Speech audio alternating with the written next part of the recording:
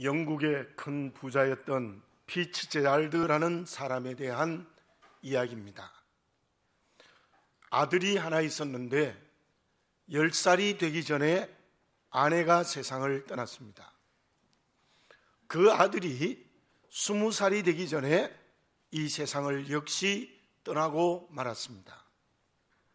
그는 많은 물질을 소유했지만 온 가족을 잃어버리고 외로움으로 고통당하면서 많은 돈으로 예술품을 사는 것이 그의 취미가 되어졌습니다. 그도 세상을 떠나갔을 때에 많은 예술품이 경매장으로 나왔습니다. 첫 번째 경매 작품이 나왔는데 그 작품의 제목이 내 사랑하는 아들, 이름도 없는 어떤 화가가 피츠제랄드의 아들을 그린 그림이었습니다. 별로 가치가 없다고 생각하여 그 누구도 그 경매를 부르는 사람은 없었어요. 한참의 시간이 지나가자 제일 뒷자리에 앉았던 나이가 많은 노파 한 사람이 자기의 재산 전부를 걸어 그 그림을 낙찰받았습니다. 그리고 그 다음 경매를 시작하게 되는데 모두가 다 귀를 쫑긋거리고 있을 때에 변호사가 일어나서 이렇게 말했습니다. 피츠제랄드의 유언장에 이러한 기록이 있습니다. 누구든지 내 아들의 그림을 사는 사람에게 내가 소장하고 있는 모든 예술품을 넘겨주겠다. 왜냐하면 이 그림을 산 사람은 무엇이 소중한가를 아는 사람이기 때문이다. 허리가 굽은 나이가 많은 노파는 피츠제랄드의 하인이었고 그 사람이 결국은 모든 예술품을 물려받게 되었다는 이야기입니다. 무엇이 가치 있는 것입니까? 무엇이 가치가 없는 것입니까? 우리는 모두가 다 이렇게 생각합니다. 다이아몬드는 가치가 있다. 물은 가치가 없다고 생각합니다. 물론 값이 많이 나가고 또 공짜로 마실 수 있기 때문에 가치를 따질 수 있겠지만, 그러나 진짜 가치 있는 것이 무엇입니까? 다이아몬드도 가치가 있지만 진짜로 우리에게 가치 있는 것은 물입니다. 왜냐하면 다이아몬드는 없어도 살 수 있지만 물은 없으면 생명을 연장할 수 없기 때문입니다. 이 세상에 살아가는 모든 사람에게서도 가장 가치 있는 것이 무엇인가를 바르게 알고 그 가치 있는 것을 향한 방향의 인생이 될 때 제대로 된 인생의 걸음을 걷는다, 그렇게 말을 할 수 있습니다. 그렇다면 믿음으로 살아가는 저와 여러분, 우리에게 가장 소중하고 가치 있는 것은 무엇이 되어야 하며 그 가치 있는 것을 향하여 살아간다는 것은 무엇을 말하고 있는 것입니까? 에베소서 2장 1절에 이런 말씀이 있습니다. 그는 허물과 죄로 죽었던 너희를 살리셨도다. 그리고 오늘 본문의 말씀 3절에 보면 이렇게 말씀하고 있습니다. 이는 너희가 죽었고 너희 생명이 그리스도와 함께 하나님 안에 감추어졌음이라. 저는 청년 때 물에 빠져 죽을 뻔한 적이 있습니다. 아마 여러분에게 자세히 한번 이야기한 적도 있었습니다. 또 한 번은 불에 타서 죽을 뻔한 적도 있습니다. 그런데 죽을 뻔했지 살아 있습니다. 그래서 지금 여러분에게 말씀을 증거할 수 있는 거죠. 성경 말씀을 바로 하셔야 돼요. 에베소서 2장 1절에도 죄로, 허물과 죄로 죽었다 했지 죽을 뻔했다고 말한 게 아닙니다. 오늘 본문의 말씀 3절에서도 이는 너희가 죽었고 했지 죽을 수밖에 없었다는 게 아니에요. 우리는 모두가 다 죄와 허물로 죽어버렸습니다. 죽었다입니다. 그러면 죽었던 나를 예수 그리스도께서 살리셨도다. 오늘 본문의 말씀 3절의 내용도 마찬가지입니다. 예수님이 죄로 죽었던 나를 살리셔서 주님과 함께 하나님 안에 감추어졌다. 바로 주님처럼 주님과 함께 생명을 얻었다는 겁니다. 이제 사순절을 지나고 있는데 예수님에 대해서 다시 한번 생각해 봅시다. 하나님이신 예수님이 왜 사람의 모습으로 이 세상에 오셨습니까? 물론 모든 사람을 포함하지만 오늘 개인의 실존적으로 대답을 해봅시다. 내 죄로 죽었던 나를 살리시기 위해서 하나님이신 예수님이 성육신 하셨습니다. 왜 예수께서 목수라는 천한 직업으로 30년의 고난의 길, 공생애에 아무것도 가지지 않는 3년의 고난의 길을 걸어가셨습니까? 역시 내가 죄로 죽었는데 죄로 죽었던 나를 살리시기 위해서 33년이라는 고난의 길을 걸어가신 것입니다.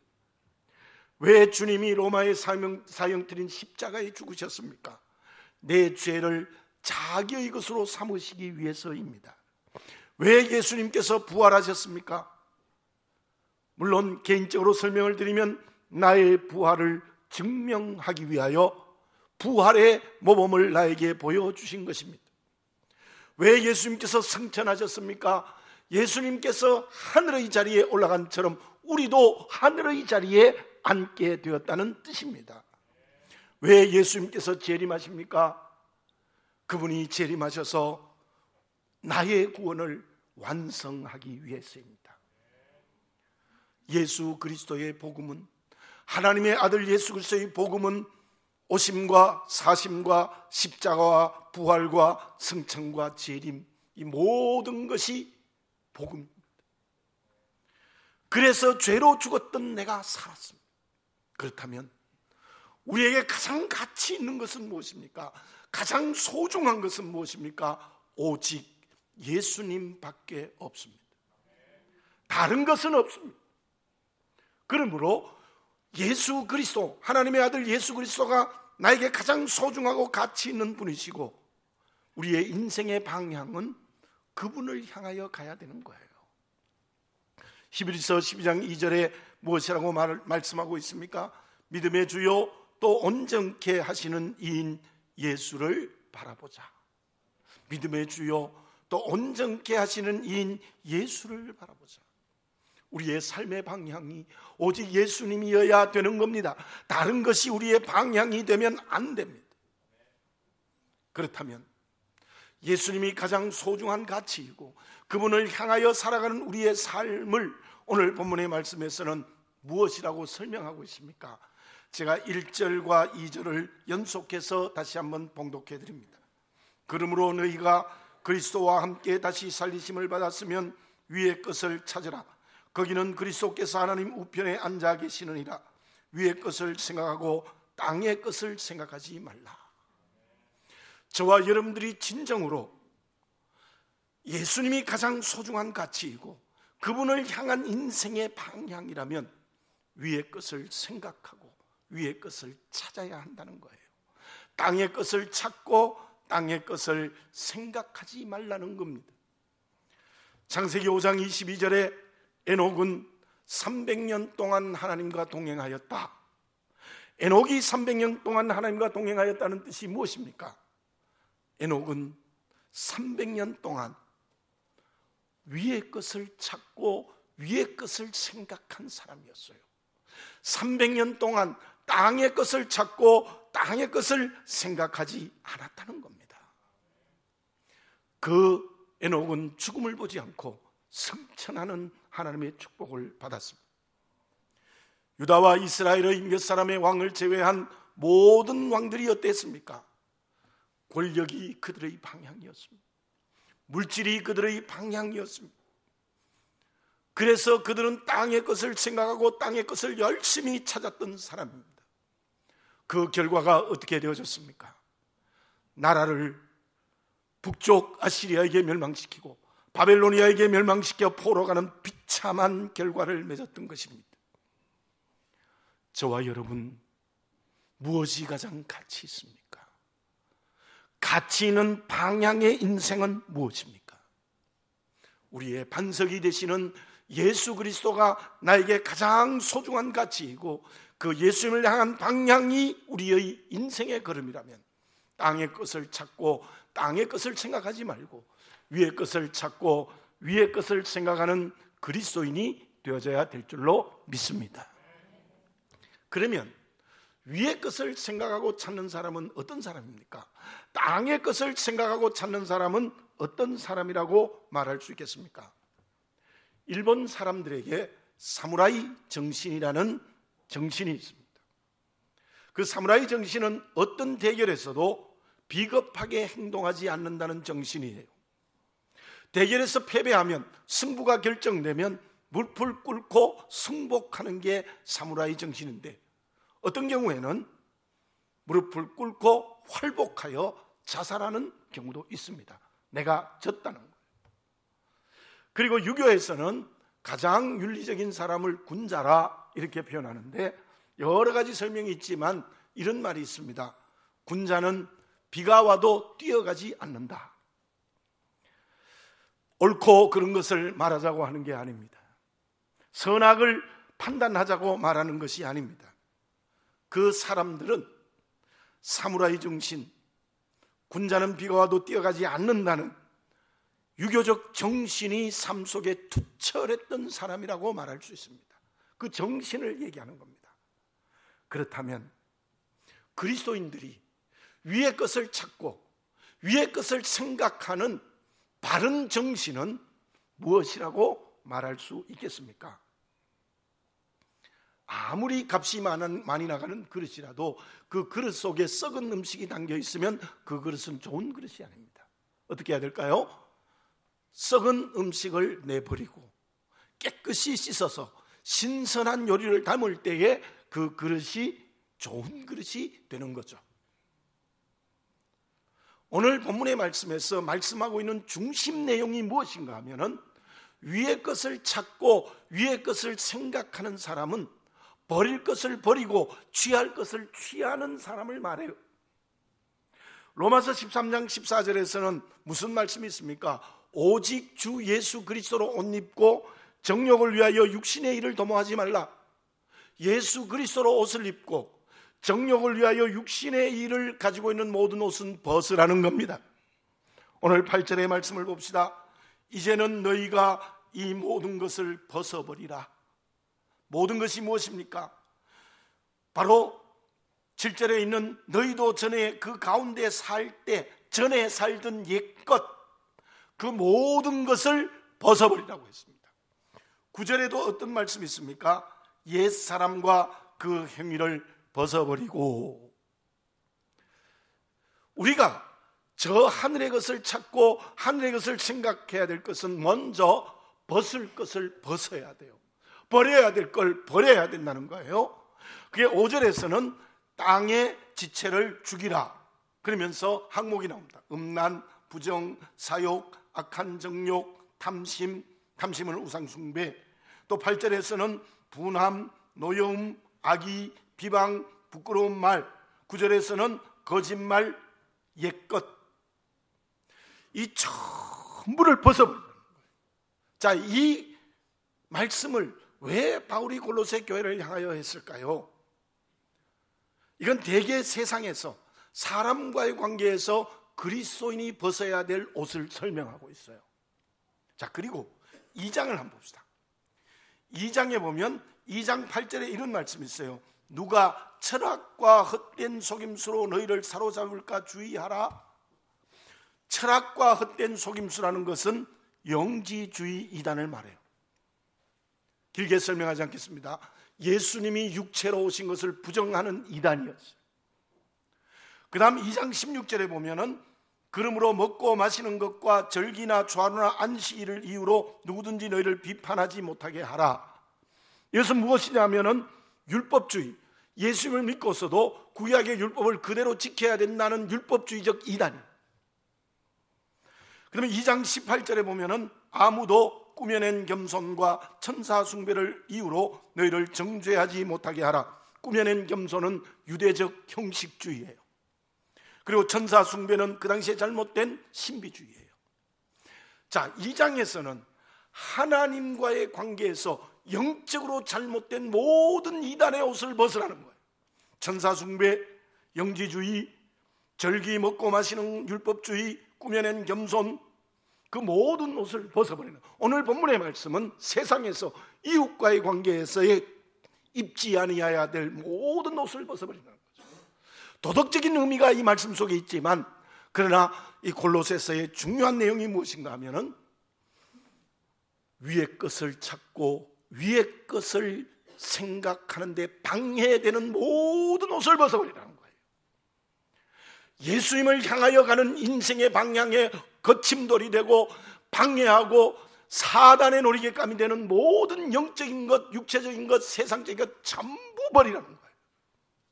사랑하는 교우 여러분들, 오늘 우리에게 아직도 위의 것을 찾고 위의 것을 바라보는 데에 방해가 되는 장애물이 무엇입니까?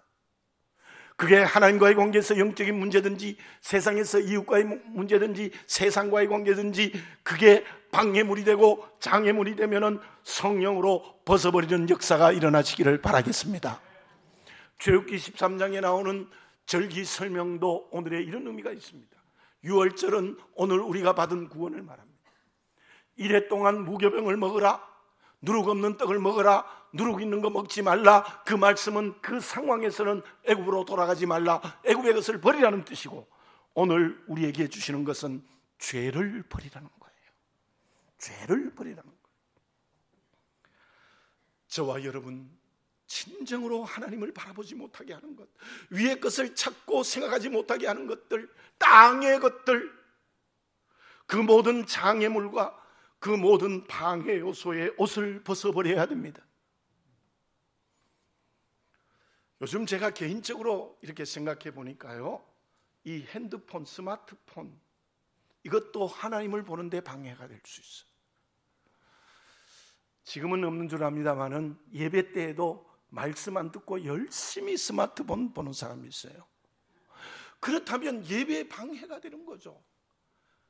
물론 큰 일이 일어날 수 있지만 가능하면 예배 때는 어쩔 수 없이 가져오면 끄시기 바랍니다. 정말 위급하면 진동을 해놓으시고요. 설교를 하는데요, 열심히 스마트폰 보고 있는 거예요.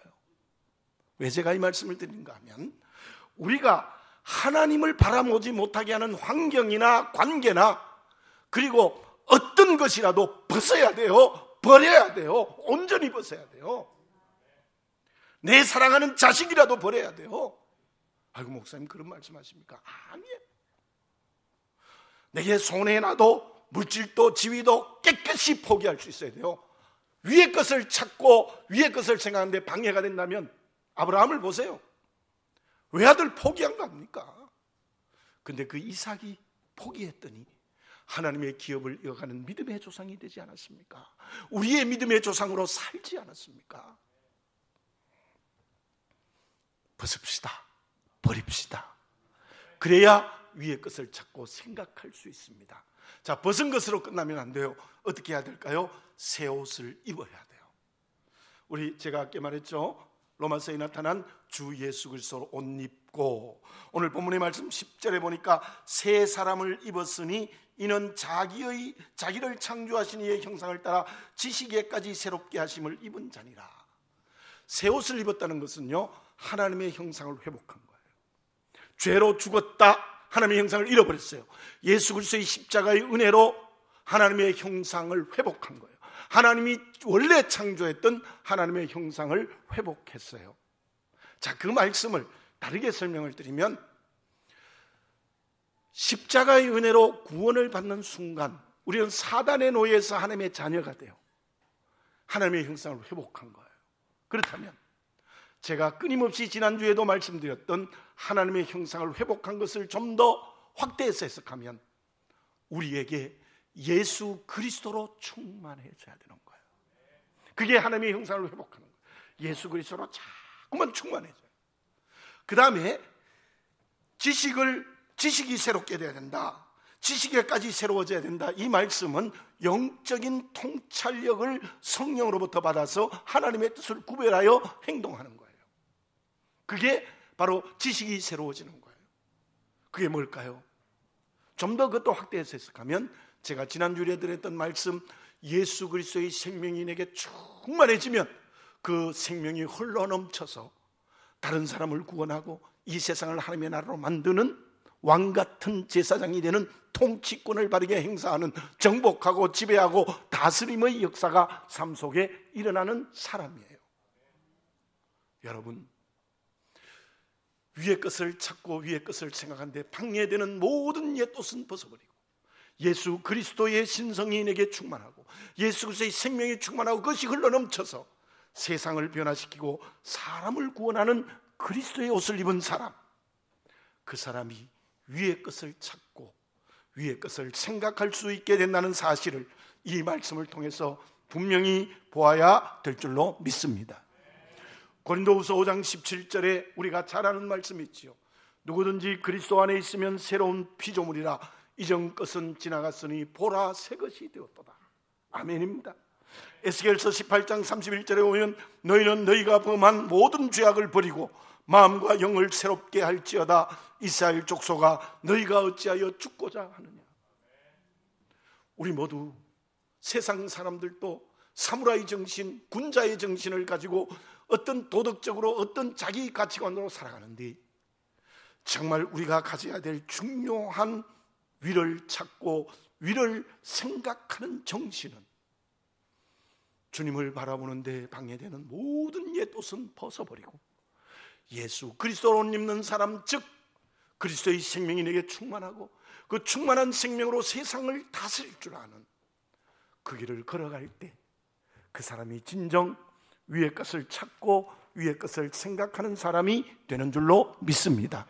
그 사람이 오직 예수님이 가치 있고 그 예수님을 향하여 살아가는 방향이 제대로 된 그리스도인이 될 수 있을 줄로 믿습니다.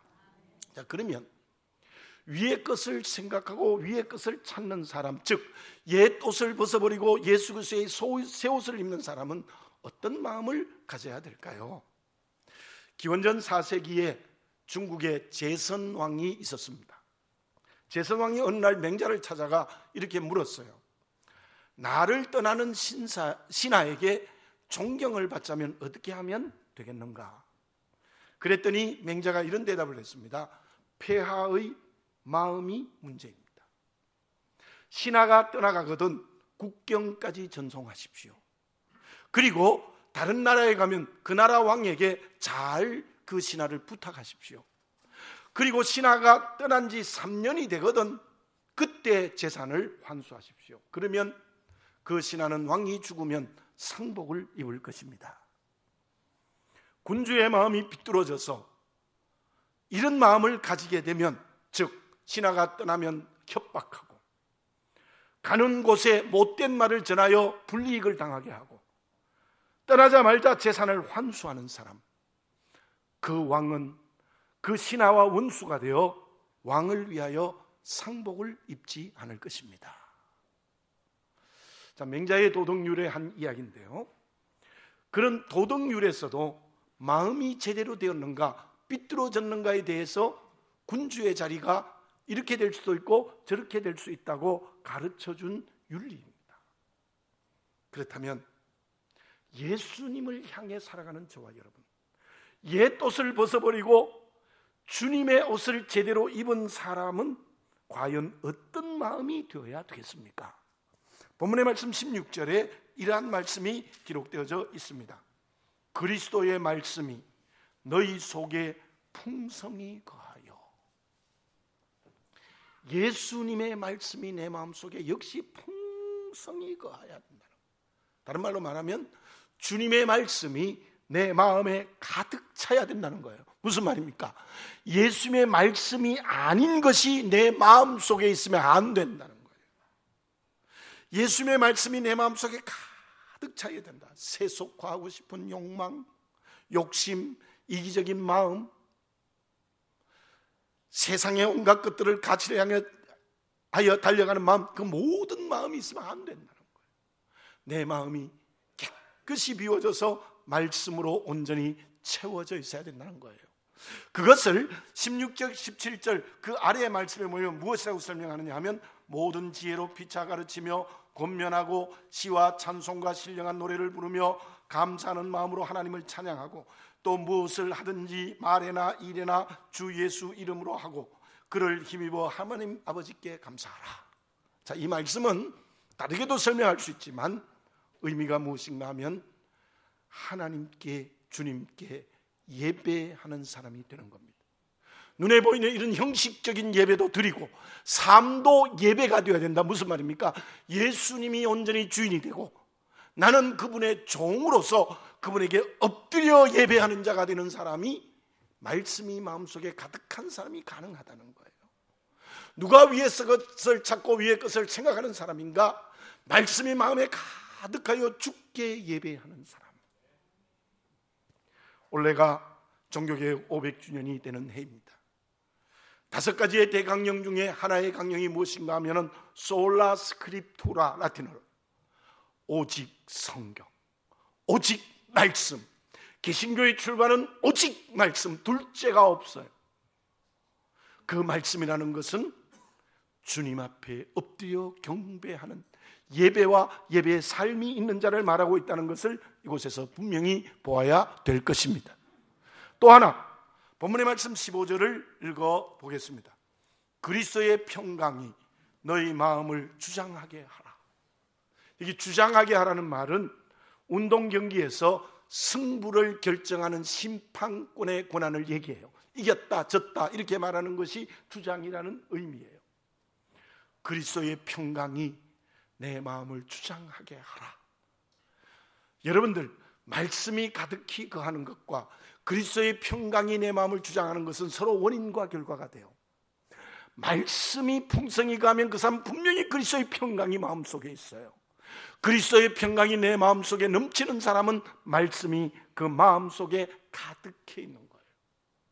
그런데 마음이 불안하고 경쟁과 대결 의식과 두려운 마음, 질투, 정죄한 마음을 가지고 있으면 그 사람은 그리스도의 말씀이 가는 사람이 아니에요.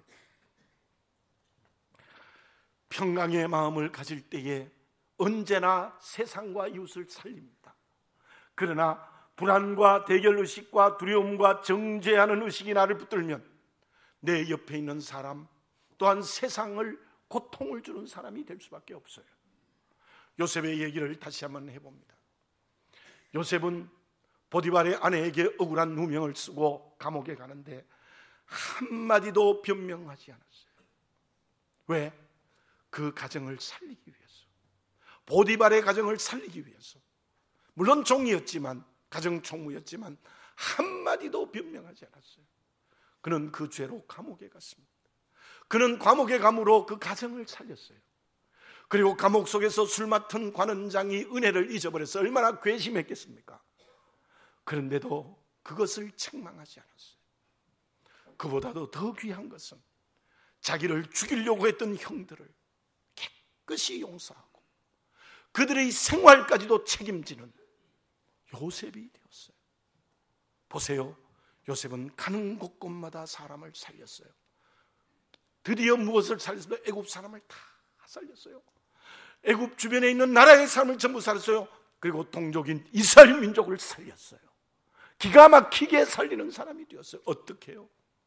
요셉의 마음은 그리스도의 평강이 그의 마음을 붙들고 있었고 그의 마음이 말씀이 가득했기 때문입니다. 여러분, 위를 찾고 생각하는 사람, 정말 옛 것을 버리고 예수 그리스도 옷 입는 사람은 그 마음에 말씀이 가득하여 그리스도의 평강이 자기 마음을 주장하게 되는 사람이 되어야 되는 거예요. 우리가 잘 아는 미우라 아야코의 이야기를 하겠습니다. 그는 조그마한 가게로 장사를 했는데 너무 장사가 잘 돼요. 가게를 확대하고 물건을 트럭으로 실어올 정도로 가게가 너무 잘 된 거예요. 그런데 바로 옆에 있는 가게가 파리를 날리고 있었어요. 그는 기도했습니다. 내가 이 장사를 하는데 하나님의 뜻이 어디에 있을까? 이것이 하나님의 뜻에 바른 건가? 하나님의 뜻에 어긋난 건가? 그는 깊이 기도하다가 선택합니다. 가게를 축소합니다. 물건을 많이 들여주지 않습니다. 손님이 오면 우리 집에 물건이 없다고 옆집으로 가라고 합니다. 그러자 시간이 나서 글을 썼던 게 빈점이라는 유명한 소설이에요. 그의 신문에 당선이 되어져서 온 세계에 그 소설이 얼마나 많이 퍼졌습니까? 그는 그로 인하여 돈도 많이 벌였고 명예도 얻었습니다.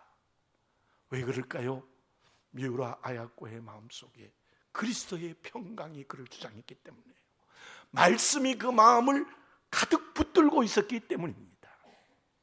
여러분, 사순절에 금식하고 우리가 참 남을 돕고 하는 일도 매우 중요하지만 이 사순절에는 사실은 죄를 버리고 정말 그리스도로 옷 입기 위하여 내 마음에 말씀이 가득하고 그리스도의 평강이 내 마음을 주장하게 하는 그 변화가 있을 때에 정말 주님의 고난에 동참하는 그리스도인이 될 수 있을 줄로 믿습니다. 우리의 마음이 비틀어지지 말고 마음이 바르게 되었다는 것은 말씀이 가득하고 그리고 그리스도의 평강이 내 마음을 주장할 때인 줄로 믿습니다. 결과는 어떻게 되어졌습니까? 4절을 읽습니다. 우리 생명이신 그리스도께서 나타나실 그때에 너희도 그와 함께 영광 중에 나타나리라. 우리 주님 재림하실 때 위의 것을 찾고 위의 것을 생각하는 사람에게 주님과 함께 영광스러운 구원의 완성을 허락하게 주겠다는 축복의 약속입니다. 그것뿐이 아니라고 생각합니다. 베드로전서 5장 6절에 보면 하나님의 능하신 손 아래 겸손하라. 때가 되면 너희를 높이시리라. 저를 따라 세웁시다. 때가 되면 너희를 높이시리라. 아멘. 여러분들, 정말 우리가 하나님의 능하신 손 아래 겸손하다는 것은 정말 위의 것을 찾고 위의 것을 생각하면 이 세상에서도 내일 때가 되면 우리를 높여주시는, 우리 요셉처럼 영광스럽게 해주시는 축복의 역사가 우리에게 일어나게 될 줄로 믿습니다. 여행작가인 오소희 씨가 이런 말을 했습니다. 1000명의 사람이 생각 없이 갈짓자로 걷는다 할지라도 그 가운데 한 사람만이 혼신의 힘을 다하여 똑바로 전진한다면 그때 999명이 그 한 사람의 걸음을 주목하게 될 것이다. 인간의 깊이는 그 순간에 생겨난다. 믿음으로 산다고 하면서 땅의 것을 찾고 땅의 것을 생각하는 갈짓자 걸음을 걷지 마시기를 바랍니다. 아무리 많은 사람이 이 자본주의 문화에서 그렇게 걸어간다 할지라도 내 한 사람만은 위의 것을 찾고 위의 것을 생각하는 똑바로 바른 걸음을 걷는 그리스도인이 되어져야 될 줄로 믿습니다.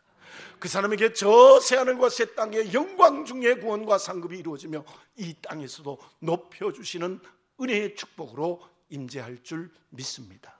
기도드리겠습니다. 사랑하는 아버지 하나님, 나를 정직하게 보게 하옵소서.